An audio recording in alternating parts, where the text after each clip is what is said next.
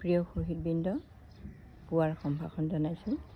এয়া দেখিছেনে, মই ঘৰৰ চাদৰ ওপৰত কৰা খেতি এয়া শুকাই গ'ল। জিকা, ভোল আৰু লেচেৰা মাহবোৰ সময় হ'ল, সেই শুকাইছে।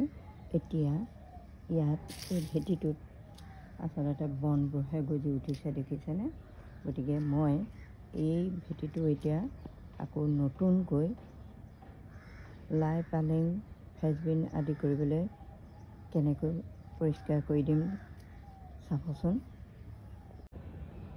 এয়া চাওক, হেন্দালিখন ভাঙি ভেটিটো পৰিষ্কাৰ কৰোঁতে মাত্ৰ 15 মিনিট প্ৰয়োজন হ'ল।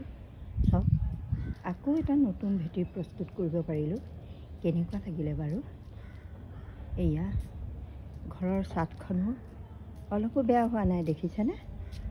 গোটেই বাৰিষাটো খেতি কৰি খালোঁ, কিন্তু ছাদখন অকণো বেয়া হোৱা নাই।